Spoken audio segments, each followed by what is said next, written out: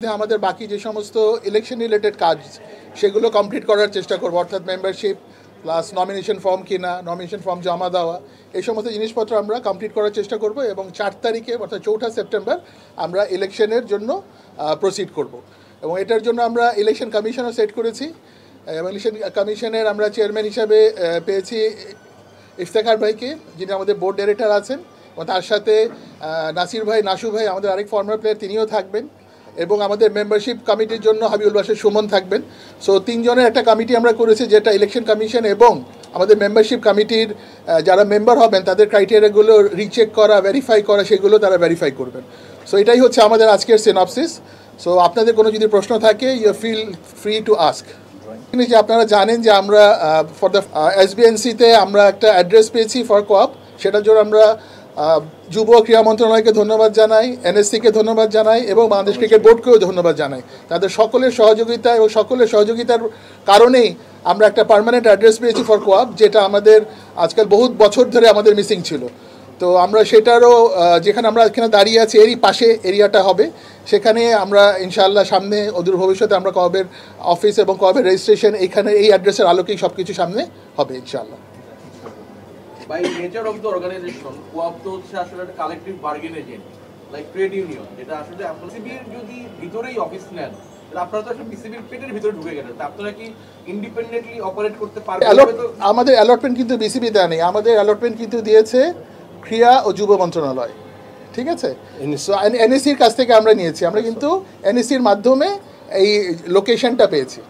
So এখানে কারো পেটের ভিতরে ঢোকা বা কারো ভিতরে ঢোকা সেটা বিষয় না। এবং সেকেন্ড থিং হচ্ছে আপনি যেটা বলছেন যে আপনি ট্রেড ইউনিয়ন, আপনাকে একটু এটা মানে it is not trade union, it's not a trade union. এখানে আপনি ওয়েলফেয়ার, এটা ওয়েলফেয়ারের জন্য, ওয়েলফেয়ার আর ট্রেড ইউনিয়ন এক জিনিস না। সো আমরা এটার পারপাসই হচ্ছে ক্রিকেটার্স ওয়েলফেয়ার অ্যাসোসিয়েশন, ওয়েলফেয়ারের জন্য যেটা প্রয়োজন সেটার জন্য আমরা আলোকপাত করব, সেই বিষয়ে আমরা কথা বলবো। It's not trade union, for your kind information for everybody. Thank you. যেটা আমাদের ইজিএম হয়েছিল জুলাইয়ের 15 তারিখে, সেটার আলোকেই সেটা সেভাবেই থাকবে। এখানে একটা ক্ল্যারিটি দিই আপনাদেরকে, কারণ এখানে লাইফ মেম্বার কিন্তু যে কেউ হতে পারে। লাইফ মেম্বার যারাই সিসিডিএম এর রেজিস্টার্ড প্লেয়ার 1975 থেকে শুরু করে আজকে পর্যন্ত সবাই কিন্তু লাইফ মেম্বার হতে পারে। সো অপশন কিন্তু ওপেন, ভোটার হওয়ার অপশন কিন্তু অলওয়েজ ওপেন। সেকেন্ড যে বিষয়টা যেটা আছে পার্মানেন্ট মেম্বারশিপ, পার্মানেন্ট মেম্বারশিপের জন্য যে ক্রাইটেরিয়া সেট করা আছে, সেই ক্রাইটেরিয়ার আলোকে আপনার মেম্বার হতে পারবে। ভোটিং রাইটের যে বিষয়টা আছে সেটা রাখা হয়েছে former all national players, current and former national players plus current first class players. এবং এই সিদ্ধান্তটা এসছে এজিএম এর ভিত্তিতে।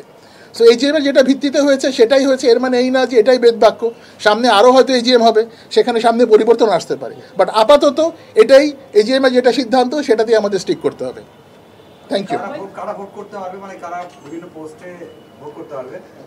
পোস্টে ভোট করতে পারবে যারাই পার্মানেন্ট মেম্বার, সেখান থেকে তারা ভোট করতে পারবে।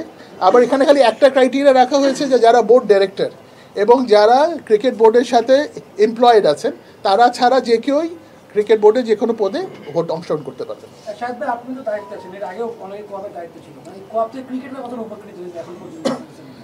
দেখুন, ক্রিকেটাররা যাতে উপকৃত হয় সেই কারণেই আমরা সংশোধন করার চেষ্টা করছি। এবং দেখুন, আমাদের সবচেয়ে বড় প্রবলেম কি, আমাদের কোনো ঠিকানা ছিল না, আমাদের এখন একটা ঠিকানা হয়েছে, নাম্বার 1। সেকেন্ড থিং হচ্ছে আমরা কিন্তু এখন গুটি গুটি পায়ে অগ্রসর হওয়ার দিকে অগ্রসর হচ্ছি, তা আমাদের অগ্রসর হতে দেন। এবং আমরা এখানে কনস্টিটিউশনের ভিতরে 3টা এরিয়া রেখেছি, একটা হচ্ছে কারেন্ট প্লেয়ারদের জন্য, একটা রেখেছি যারা রিসেন্টলি রিটায়ার্ড হবে তাদের জন্য, এবং যারা অনেক বছর আগে রিটায়ার করে গেছে, যারা ধর রিটায়ারমেন্টে চলে গেছে, ফুল রিটায়ারমেন্ট, তাদের জন্য। সো আমরা কারেন্ট প্লেয়ারদের জন্য রেখেছি। দেখেন, একটা কমন প্রবলেম হয় যে পেমেন্ট ইস্যু, আপনারা প্রায় দেখেন যে পেমেন্ট ইস্যু। তা আমাদের দেখা যায় যে এগ্রিমেন্টগুলো অনেক মানে জাস্টিফাইড ওয়েতে থাকে না, সেই এগ্রিমেন্টের উপরে আমরা কাজ করার ইচ্ছা পোষণ করি, যাতে প্লেয়ারদের এগ্রিমেন্টগুলো জাস্টিফাইড হয়, উইথ এ পজিটিভ মাইন্ডসেট, যাতে প্লেয়াররা তাদের যে দাবি, যেটা তাদের যে পাওনা টাকা, সেটা যাতে তারা সময় মতো পায়, সেই বিষয় যাতে তারা ফাইট করতে পারে বা মানে সমাধানের দিকে অগ্রসর হতে পারে, সেটা একটা তৈরি করা। সেকেন্ড থিং যেটা করা হচ্ছে, যারা রিটায়ার্ড প্লেয়ার হবে, অর্থাৎ যারা খেলা ছেড়ে দিচ্ছেন, সবাই তো দেশের হয়ে খেলেনি, অনেকে আছে শুধু সেকেন্ড ডিভিশন পর্যন্ত খেলেছে, কিন্তু সে একজন জার্নালিস্ট হতে চায়, তো তাকে জার্নালিজমের উপর আমরা ট্রেনিং সেন্টার করার চিন্তা রাখি, যেখানে ট্রেনিং সেন্টার, স্কিল ডেভেলপমেন্ট সেন্টারের মাধ্যমে যাতে আমরা জিরো আনএমপ্লয়মেন্ট সিচুয়েশন যেতে পারে ফর অল দ্য প্লেয়ার্স। এবং থার্ড পয়েন্ট হচ্ছে নট নেসেসারিলি বললেন যে মাত্র জার্নালিজম ইজ ওয়ান পার্ট, যেখানে আপনাদের মতো মানুষ এসে লেকচার দিয়ে যারা ফর্মাল প্লেয়ার আছে তাদেরকে শিক্ষিত করবেন। কনফ্লিক্ট অফ ইন্টারেস্ট সম্পর্কে আসলে আপনাদের ভাবনাটা কি? লাইক আগে তো যারা কোয়াবে ছিল তারা আবার বিসিবিতে ছিল, সমাধান হতো না। দেখুন, কনফ্লিক্ট অফ ইন্টারেস্টের কারণে আমরা কোনো ক্রিকেট বোর্ড ডাইরেক্টর এখানে ইলেকশন করতে পারবে না। হ্যাঁ, এবং এমপ্লয়ীদের কথাও আছে। সো দুটো এরিয়াতে আমরা কভার করেছি। কনফ্লিক্ট অফ ইন্টারেস্টের বিষয়টা ইনশাআল্লাহ কভার্ড হবে এবং আমরা আশা করি উত্তর এটার অবস্থা আরও বেটার হবে। হ্যাঁ, বলছিলাম সাকিব আল হাসানের বিষয়টা নিয়ে আপনারা কোনো কিছু প্রবলেম ছিল যে সাকিব আল হাসান তো কোয়াবের একদম পার্ট, কিন্তু ক্রিকেটার সেটা নিয়ে আমরা এই মুহূর্তে কথা বলতে চাচ্ছি না, কারণ এখানে he is a legend of our country and one of the best player ever produce in Bangladesh. So Shakib has a different status all together. আমরা আশা করব সাকিবের বিষয়টা আমাদের রাজনৈতিক বিষয় বা আমাদের ক্রিকেট বোর্ড এই বিষয়টা লুক আফটার করবেন এবং সমাধান করবেন। যদি কোয়াবে কেউ ইলেকশনে কেউ বিসিবিতে চাকরি করতে যায় বা কোনোভাবে ঢোকে, সেটা কি তখন কিভাবে হবে আসলে? সম্পূর্ণ একটা পথ ছেড়ে দিতে হবে আর কি। এই জায়গাটা তো আপনি স্ট্রিক্ট। হ্যাঁ, জি। সেলিম ভাই, লাস্ট প্রিমিয়ার লিগ থেকে জনের আগে বা পরে দেখুন, এটা তো ইলেক্টেড কমিটি যখন আসবে তখন তারা এটা নিয়ে আলোচনা করবে। আমরা যে জিনিসটা করার চেষ্টা করছি বা প্ল্যান দিচ্ছি সেটা হচ্ছে যে যাতে প্রসেস ডেভেলপ করা, অর্থাৎ কেউ যদি কোনো টিমে খেলে তার যাতে একটা প্রপার এগ্রিমেন্ট থাকে। কারণ অনেক প্লেয়ারই দেখবেন আপনি কোনো এগ্রিমেন্ট ছাড়া খেলে যাচ্ছেন। তো যদি এগ্রিমেন্ট থাকে তখন আপনার বলার একটা সুযোগ থাকে যে আমার এত টাকা কন্ট্রাক্ট হয়েছে, এই কন্ট্রাক্টের এগেনস্ট আমি এত টাকা পেয়েছি, এত টাকা বকে আছে। আর যদি মুখে মুখে হয় তাহলে কিন্তু বলার কোনো সুযোগ থাকে না। তো সেই বিষয়টা আমরা ফোকাস করতে চাই।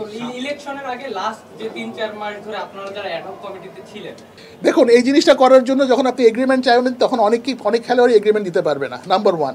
সেকেন্ড থিং হচ্ছে অনেক বিষয় আছে আপনি হঠাৎ করে কিন্তু সমুদ্রের মাঝখান থেকে উঠে দাঁড়াতে পারবেন না। সো আপনাকে একটা ফাউন্ডেশন গ্রো করতে হবে এবং তারপরে আপনাকে স্টেপ বাই স্টেপ অগ্রসর হতে হবে। সামনে দেশে নির্বাচন আছে, বিসিবি তো নির্বাচন আছে, সামনে গভর্নমেন্টের চেঞ্জ আসতে পারে, অনেক কিছু চেঞ্জ আসতে পারে। আপনারা কতখানি কনফিডেন্ট যে নতুন গভর্নমেন্ট বা নতুন বোর্ডে আসলে এই জিনিসটা বহাল থাকবে? আমাদের অ্যালটমেন্ট দিয়েছে, তো চেঞ্জ আসবে। আমাদের বোর্ড দিয়েছে আপনার যুব ও ক্রীড়া মন্ত্রণালয় থেকে। তো যুব ও ক্রীড়া মন্ত্রণালয় থেকে যদি কোনো কিছু দেয় তো সেটা সাধারণত চেঞ্জ আমরা আশা করি এমন কিছু হবে না। যদি হয় দেন দেখুন, আমরা তো পজিটিভ থাকি, আমরা পজিটিভ থাকি, কারণ এটা তো খেলোয়াড়। দেখেন এই স্টেডিয়ামটা কাদের জন্য? এই স্টেডিয়ামটা কাদের জন্য? খেলোয়াড়দের জন্য। তো এটা খেলোয়াড়দের ওয়েলফেয়ার অ্যাসোসিয়েশন। তো খেলোয়াড়দের ওয়েলফেয়ার অ্যাসোসিয়েশনে আমার মনে হয় না ধরে কোনো সমস্যা হবে। ওকে, থ্যাংক ইউ ভেরি মাচ। ক্রাইটেরিয়াগুলো কি সব ফার্স্ট ক্লাস ক্রিকেটার ইলেকশনে দাঁড়াতে পারে? বুঝলাম না আপনার কথা, প্রশ্নটা। ফার্স্ট ক্লাস ক্রিকেটার কি ইলেকশনে দাঁড়ানো? যারাই মেম্বার হবে, পার্মানেন্ট মেম্বার হবে বা লাইফ মেম্বার হবে, তারাই ইলেকশন করতে পারবে। সেটাই জেলা এবং আসলে তাদের আসলে কোনো কার্যক্রমই ছিল না, যদি আমি বলতে চাই। এবার আসলে কি ধরনের পরিকল্পনা থাকবে জেলা এবং বিভাগগুলো? দেখুন, আমার ইলেকশনের পরে তারা সেই বিষয়ে আলোচনা করবেন এবং তারা সেই জিনিসটার পদক্ষেপ নেবেন এবং সেখানেও অপশন থাকবে, কারণ প্রত্যেক জেলাতেই কোনো না কোনো ক্রিকেটাররা আছেন, তারা সেই বিষয়গুলো সেন্ট্রাল কমিটির সাথে কথা বলে সমাধান করে অগ্রসর হবেন। একটা রিকোয়েস্ট আছে, যদি কোনো একজন লোকে হ্যাপি বা please please, floor is open for you. বলো। আসসালামু আলাইকুম। আসলে আপনাদের একটা জিনিস আমরা ক্লিয়ার করতে চাই, সেটা হচ্ছে আপনারা দেখছেন যে এর আগে কখনো এভাবে কুয়াবের সাথে কোনো প্লেয়ার, বিশেষ করে কারেন্ট প্লেয়ার, কখনো ইনভলভ ছিল না।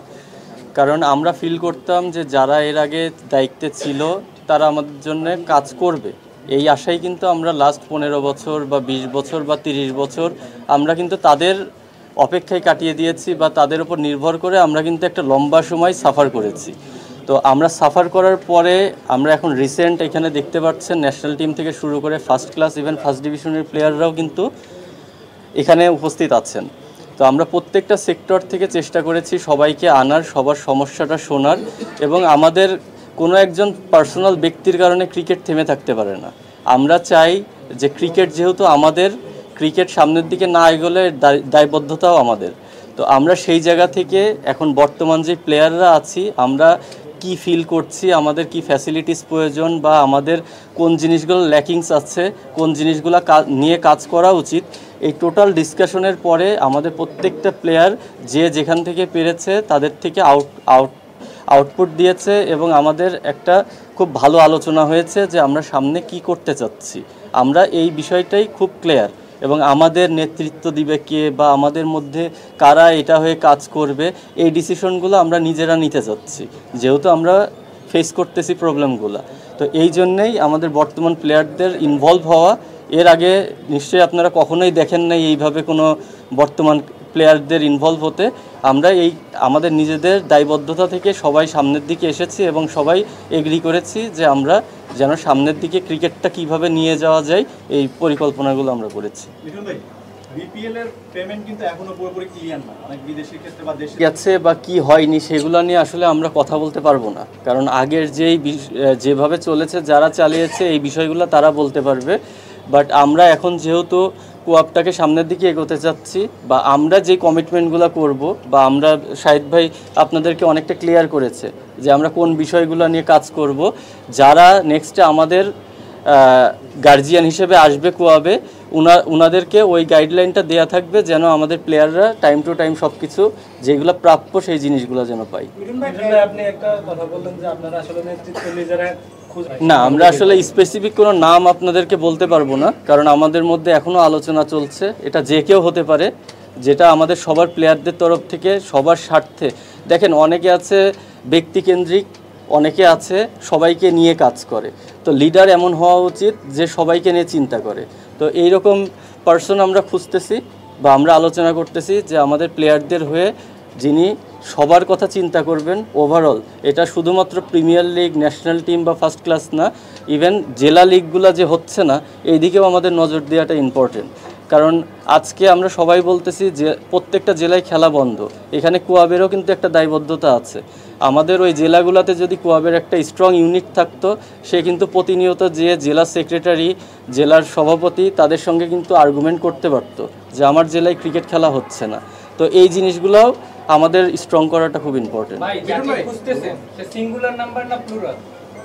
সেটা ইলেকশন ওপেন আছে, ইলেকশন ওপেন আছে, এখানে যে কেউ দাঁড়াতে পারবে। তো ভোটাধিকার আমার আছে, আমি যাকে মনে করব যে আমাদের জন্য পারফেক্ট আমরা তাকেই সিলেক্ট করব। তামিম ইকবাল কোনো পার্ট ছিল না আজকের। তামিম ভাই আসে, উনি ভার্চুয়ালি যোগ হয়নি।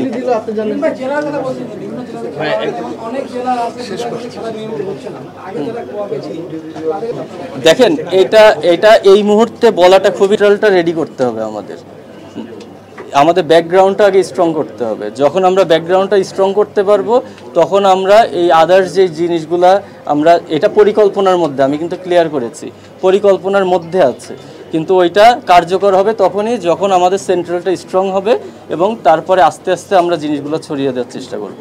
মানে ফুল মেম্বার হওয়ার ক্ষেত্রে কি ফিটা কি বেশি মনে হয় নাকি আপনার কাছে, বা প্লেয়ারদের রিপ্রেজেন্টেশনটা কি ভালোমতো হয় নাকি, যে একটা ফি আছে? দেখেন, এটা তো সবার সম্মতিক্রমে হয়েছে, এটা কারো পার্সোনাল ব্যক্তিগত ডিসিশনে হয়নি।